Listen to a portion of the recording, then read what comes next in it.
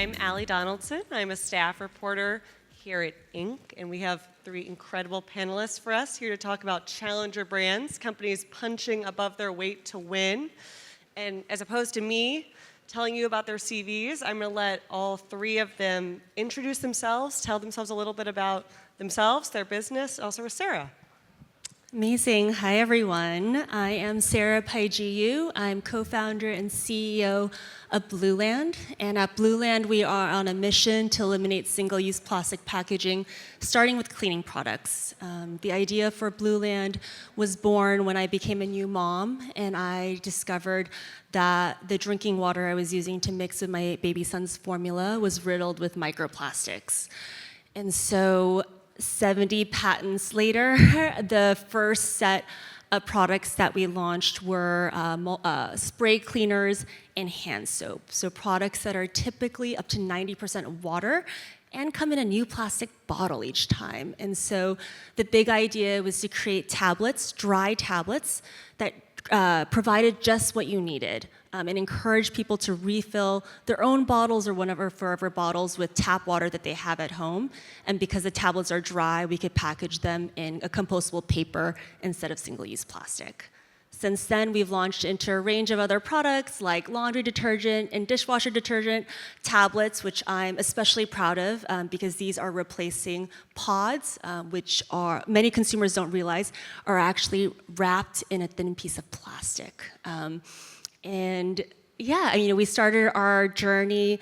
I was very resolute about being direct to consumer, sold online for our first 3 years because I recognized that what we were trying to do were brand new formats for the industry and brand new behaviors for the consumer. But that we launched about 6 years ago, and since then we have now launched into retail. So really excited to share that we're now in a range of retailers from Whole Foods to Costco to, as of yesterday, we just started selling in Target. Yeah. Well, I'm a consumer of Blueland and big fan. My name is Baba Rivera, and I am the founder and CEO of Ceremonia, and we are a clean hair wellness brand that is very proudly rooted in my Latin heritage. I started this brand after spending over a decade frantically damaging my hair. And I am looking at all the women in this room because a lot of us have a shared history of really not feeling confident in our own natural hair. And for me, that meant going on this vicious cycle of straightening my hair every day. I used to bleach it. I used to spray all sorts of toxic products to tame my hair and make it look like something it just simply wasn't.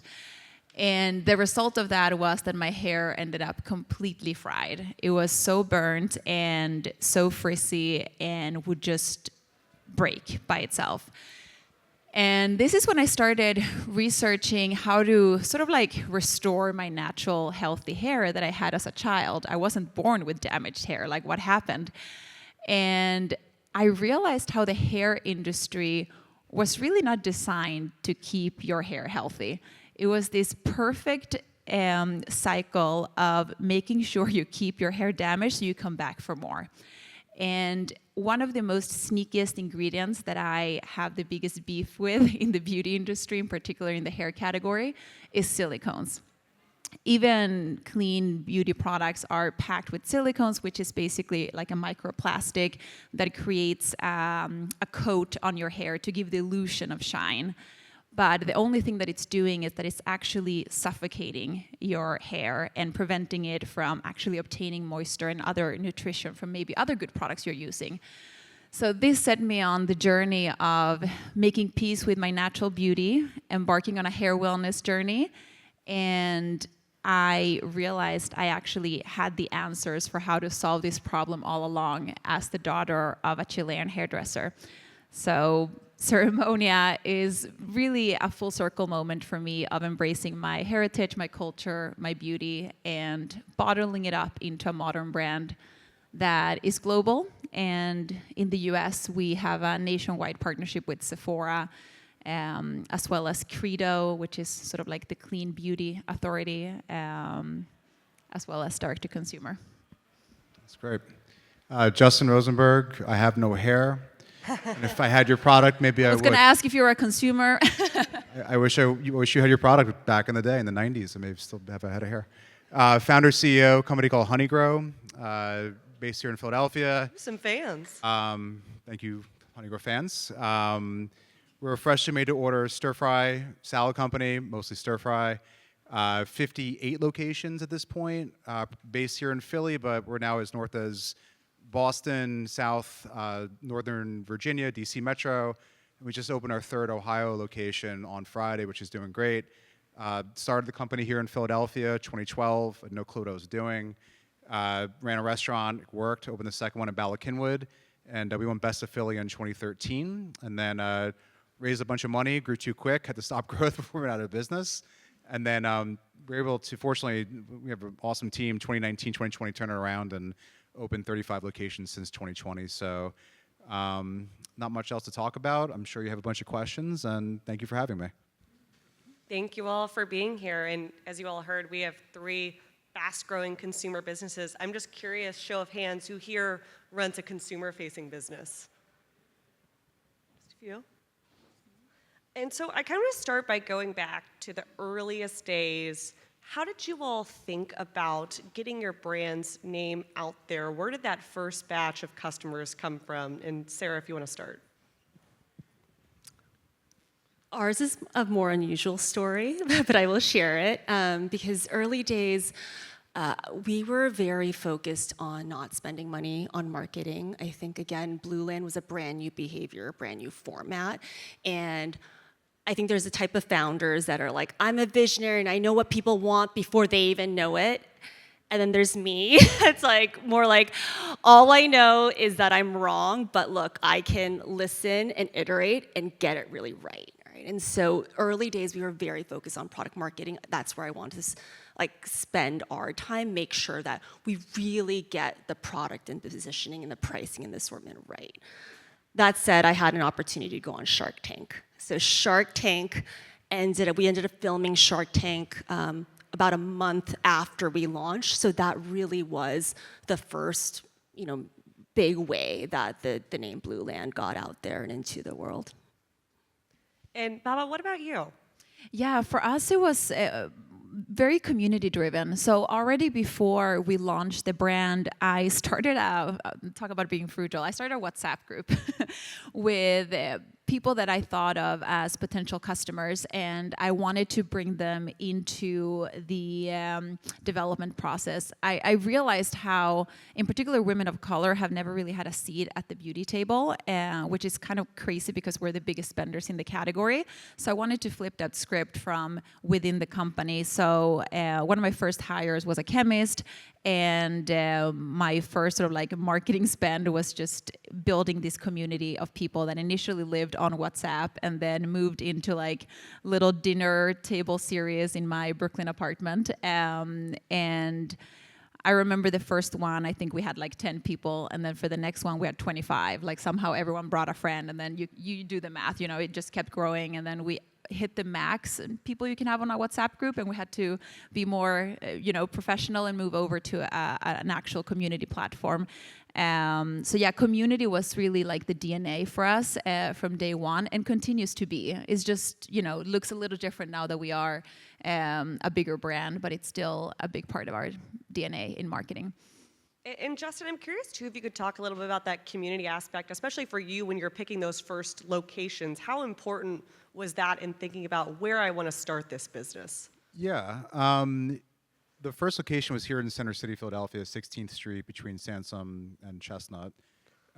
It was honestly what was available, and my thesis at the time was, I think the customer is city and this age demographic, et cetera, and that space became available. Center City is a tough place to get real estate at a decent rent, so it's really more fortuitous than anything else. To get the word out, the name Honeygrow is a play on words of honest eating, growing local. A lot of people don't know that. It's an amalgam. I smashed 2 things together. Honest eating, we're making everything freshly made to order. Unlike a lot of other concepts, that's more assembly line. We're cooking your food, fresh made to order, freshly made noodle. You pick what you want. We put it in the wok. We cook it for you. The growing local, when I did the business plan originally, I thought I could buy all local, which is virtually totally impossible. I cannot buy avocados and bananas from Jersey, so I found that out. So that's where the local component came in. But as we grew, one of the key things that we do is integrate ourselves in the communities. So that's the growing local aspect of it.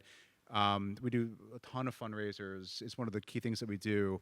You really, when you go to a market, you really want to be a part of the community in a very genuine way. People are smart. They're gonna, if we're just here to make money and screw you, like no one's gonna want to be a part of our ecosystem. So we are very much so integrating ourselves in communities from, I don't know, 5Ks to whatever fundraiser to working with local PTAs, schools, leagues, et cetera. We generally want to be a part of the community. Otherwise, this long-term, whatever concept it is, it's just not going to work. And all three of you are in very crowded categories. And when we think about these consumer choices, where I want to go to lunch, what shampoo I want to buy, my cleaning products, those are very routine-oriented decisions. Those habits are really sticky. How did you all think about communicating to the consumer to have them say, okay, I'm going to take a chance on this new brand? I'm happy to jump in here because we actually went about it quite interestingly. So a lot of our investors, they read all the reports and they're, numbers people, and they're like, you should definitely launch with a routine, shampoo and conditioner, that's where the money is.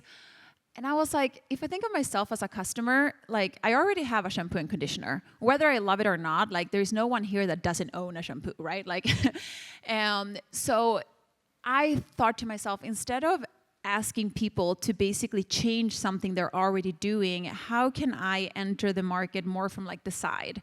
Like, is there something I can introduce that will be a value add that doesn't require them to completely change their routine? And ideally a product that can be highly differentiated that will yield trust. And then we can start getting them onboarded on a daily regimen. So our first product was actually a scalp oil. It was a scalp remedy oil called Aceite de Mosca. Talk about a mouthful. It is still one of our #1 bestsellers because it really stood out. This was during the time that no one was talking about scalp care, and most people still to this day don't have a scalp routine. But the reality is that if you want to transform your hair, it really has to begin with a really good scalp routine. So for us, that was like the perfect entry point into the market. Aceite de Mosca is also heritage ritual derived from the Dominican Republic, so there was a lot of brand DNA there for us too, with being a brand inspired by Latin American rituals. So yeah, we sort of like came in from the side, and then once people started using the Aceite de Mosca, which is a pre-wash treatment, the first question we got was, what about shampoo? Now that I'm doing this, clean hair wellness routine, our customers wanted to also wash their hair with something that was silicone and sulfate free. So that became our follow-up launch. You kind of pulled them in. And I'm curious, Justin, too, how much did you think about when you were launching this, like you're thinking about your competitors and differentiating from them? Yeah, it was a huge part of the thinking process. When I started honeygrow, there were a gazillion salad concepts here, DC, New York, Miami, et cetera. Some have gone public or won, and many have gone away. And I kind of knew that I didn't want to be a salad concept because you look at the demographic, it really wasn't generating both a lunch and daytime, nighttime business in the way that you look at a Chipotle, which is able to. And so for me, I really thought about how do I capture 2-day parts, lunch, dinner. How do I get a 2-year payback on my model? How do I get X in AUV, average unit sales, and how do I get a forward profit north of 20%? And personally, and I'll back up, my goal remains we want to have this be a national, not international organization. We think our TAM is no different than, say, a Cava or a Chipotle. And I personally didn't think salads would be the way to do it. So burgers have been done, Mexican's been done. I did salads and stir fry. We're 85% stir fry to 20, can't do math today, 15% salads. And the reason is there's not really a lot of stir fry competition out there doing directly what we're doing. There certainly are some Mongolian barbecues, but we've seen probably 8 or 9 groups try to do what we've done with kiosk ordering and everything else. We call them phony grows, and not one through the years has lasted, and there's a lot of reasons behind that, but there's a bit of a moat around the concept, but the key really has been the differentiation of the model. And I'm curious for all three of you, having these upstart brands, having to really compete against the big giants, how important were customer reviews early on? I'll jump in. I mean, they're beyond critical. They still are critical. We do a weekly P&L call with all of our district managers and the executive team, and we look at every single restaurant. It's It's a 2-hour process. We'll have to figure out how to rejig this. But one of the things we talk about are customer reviews. Every morning, I wake up, I look at 2 things. I get an email early for sales comp, and I get customer reviews aggregated in a program. And I'm looking at Google, Yelp, whatever. It is so critical. People optically are going to get a first impression of your brand. And we don't bat 1,000. But then it's like, okay, well, what do we do to get better? And how do we actually proactively get those reviews? Oftentimes, people won't necessarily give you a good review. They'll be like, oh, this thing sucks. You guys, honeygrow driver was smoking a cigarette on my porch. That was DoorDash. But like, but then we get a bad review. So proactively getting after it so you can have optically that, I think it's going to lead to more sales. More importantly, having a team that could execute to your standards and exceed them is what's key.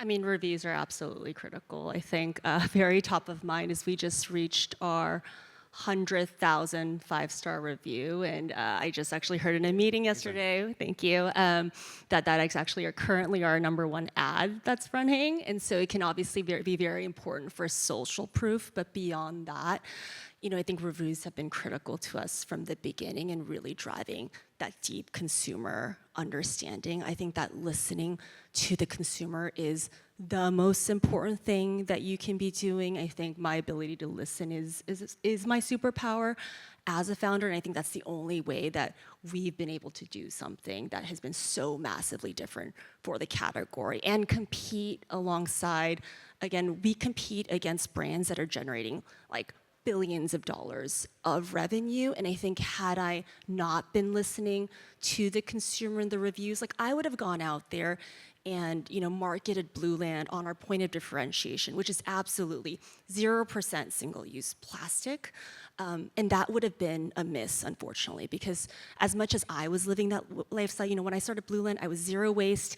I did cloth diapers for both kids. I was making my own toothpaste tablets, but that's not most all people. And I think if you want to build, yes, and if you want to build a business of scale, and if you really want to maximize the impact that you can have, you need to be able to reach as many people as you can. And through that listening, that's how I was able to learn that for most all people, it's not being sort of pristinely sustainable. It's that they felt that most sustainable cleaning products out there were trade-offs, that it was like less efficacious, right? And it was more expensive and it was more work. And that's when like very early on, I was like, duh, efficacy is important. Like cleaning is not a hobby, it's a job to be done.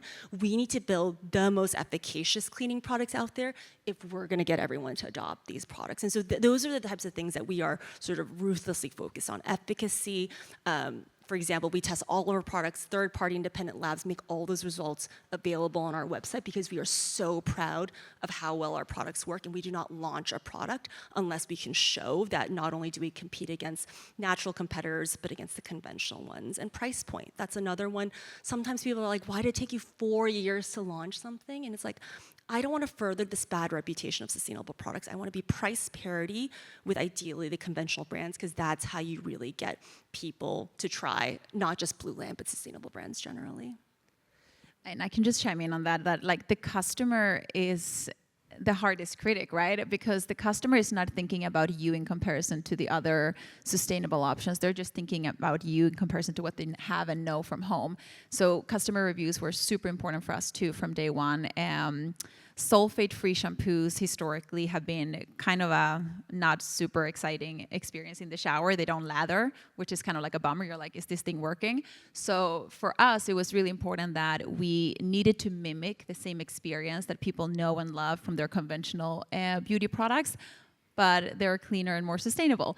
And the reality is that consumers, they want to be sustainable and clean, but not at all costs. Like to your point, not everyone is, on that life mission as much as we all wish they were.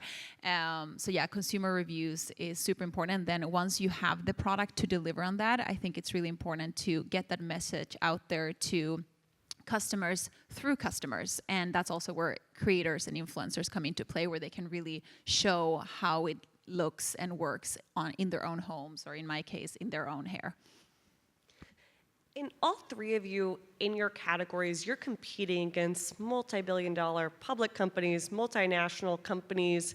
obviously they're going to have a lot more resources you don't have, the ad budgets you don't have. What do you think are the kind of unfair advantages of being smaller, more upstart companies?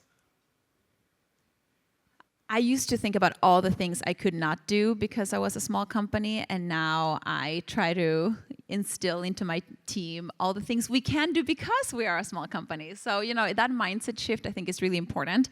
I always remind my team about the fact that if we have an idea and we like it, we can launch it. Like, that is an unfair advantage. If you work at L'Oreal, you might go through, 3 years of reporting and risk analysis and ifs and buts, and then by the time you launch it, the moment is gone. So being a small company actually has a lot of advantages, and speed is definitely one of them. I mean, I think another one is just the authentic storytelling, right? I think that's been huge for Blueland. Like, I've been so grateful for all of the incredible opportunities that we've been able to receive, for me to be able to go out there and share Blueland and our why. Like, so for example, I've been on Good Morning America multiple times, CBS Mornings multiple times, the Today Show. I just had a full page in the New York Times. That just came out this weekend, following, my family's Sunday routine. And like, that's something that a P&G or a Clorox, like, who's gonna be out there? Like, who's the person that's gonna be out there talking about like why they just launched a sustainable offshoot to some, major brand? And I think, and it's a huge advantage. So I think we always tell ourselves, like, it's an advantage to be small. You're only small once. Really embrace it. But yeah, absolutely. I think our journey is testament to all the advantages that come with being small. Yeah. If anyone ever read Walter Isaacson's Steve Jobs biography, one of my favorites, and it's interesting, back when I'm like, oh, Steve Jobs, like, not necessarily the greatest human, but really just phenomenal innovator, obviously, and someone I'm deeply fascinated by. It talked about when they were developing the Macintosh, how they were like the pirates in a separate area of the campus or their office, and IBM was like the bad guys, right? But they were the pirates. And I think there's something really special about being the underdog and really saying, like, we could be more flexible, we could move faster. And I love being an underdog. Anyone here Rocky IV fans? Like when Rocky fought Drago? We're in Philly, so I gotta mention Rocky, right? But like, it's kind of like we like being Rocky to fight Drago, and we're gonna train harder, nastier, meaner to get after it. And that's a grittiness that I had a conversation with someone today who's a CMO for a rather large company, and she was saying that she misses that scrappiness that is part of it, and she saw the transition of that scrappiness to not being scrappy with big ad budgets and national campaigns. And as we grow, it's something I think about often. It's like, how do we maintain that grit, that like nastiness that really kind of makes us like exciting and excited? Because obviously once you get complacent, you die. And I'm curious too, as Sarah touched on this a little bit, especially for Baba and Justin, how you think about leveraging your personal platform as a founder for your business, and then how you find that balance. Because one thing I hear now from a lot of founders is it can feel a little exhausting, the pressure to feel like I need to be on LinkedIn, I need to have a podcast, I need a Substack. Where do you all draw that line? I don't care. You're lucky I'm even here. Nah, I'm not because I'm important, it's just like I'm here, there, and nowhere. I might be different than you guys. I like being very under the radar. I don't have a public Instagram. I don't go on LinkedIn often. I want the business to speak for itself. I want the team to be the reason why this thing's successful. If I got hit by a bus tomorrow, I want the company to thrive without me. And I think that as a leader, my job is to build more leaders and to make sure that people in the company are flourishing. And if it's all about me, then I'm failing at this phase, as I do think there's a transition period and a need for founders. And I think that some founders should evolve to CEO and can, and some founders cannot. And so part of my growth has been that. I've been through periods of honeygrow where we thought we were gonna go bankrupt, and it was pretty scary. And I had to put my CEO hat, or find a CEO hat, and become one. And it was a tough transition, which isn't for everyone. But my personal style is I like to be under the radar, and I'm big with my family, and I like to train jujitsu and surf and play guitar. So I want the brand to speak for itself, and yeah, that's it.